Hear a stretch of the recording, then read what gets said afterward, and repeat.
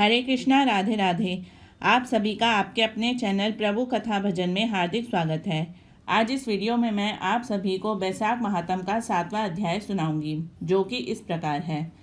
नारद जी कहने लगे कि मिथिलापुरी का राजा यह अद्भुत चरित्र देखकर ऋषि के आगे हाथ जोड़कर खड़ा हो गया और कहने लगा कि महात्मा, इस धर्म को विस्तार पूर्वक सुनने की मेरी इच्छा है, जिससे यह इक्ष्वाकु वंश का राजा मोक्ष को प्राप्त हुआ। श्रुतिदेव कहने लगे कि हे राजन, तुम धन्य हो, जो युवा अवस्था में ही तुमको भगवान के प्रिय धर्म के लिए इतना प्रेम है। बहुत धर्मों के संचित शुभ कर्मों के बिना प्राणी की बुद्धि भगवान की कथा आदि में नहीं लगती है।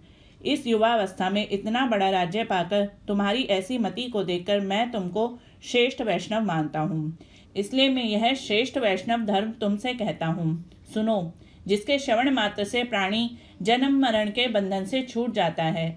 जैसे प्रत्येक मनुष्य के लिए शौच, स्नान, संध्या, तर्पण आदि नित्य नियम कर्म है, वैसे ही वैशाख मास के भी कुछ कर्म हैं। वैशाख धर्म के समान कोई और धर्म नहीं है।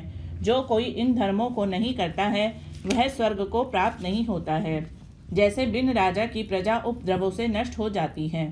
वैशाख मास के धर्म इस प्रकार हैं। जैसे जल का घड़ा देना, प्याऊ लगाना, मार्ग में छाया करना, जूता, खड़ाऊ, छतरी तथा पंखे का दान करना, गौरस का दान करना, बावली, कुआं, तालाब तथा धर्मशाला आदि बनवाना, नारियल, ईख, कपूर और कस्तूरी आदि दान करना, चंदन आदि सुगंधित द्रव्य, शैया, खाट, आम और दूसरे फल, पुष्प, शरबत आदि दान करना, पूर्णिमा के दिन सब तरह के अन्न का दान करना, चैत्र की अमावस्या को करील का दान करना, सूर्योदय से पहले प्रतिदिन स्नान करना, भगवान का पूजन करना, कथा सुनना, गायों को घास डालना, ब्राह्मणों के चरण धोना, गुड़, सोंठ और आंवले का दान करना, यात्रियों की सेवा करना।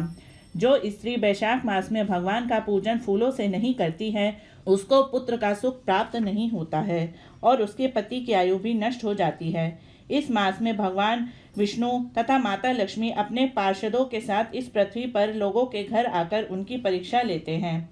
जो भी इन दिनों उनका पूजन नहीं करता वह नरक में पड़ता है और फिर 5 बार राक्षस योनि पाता है।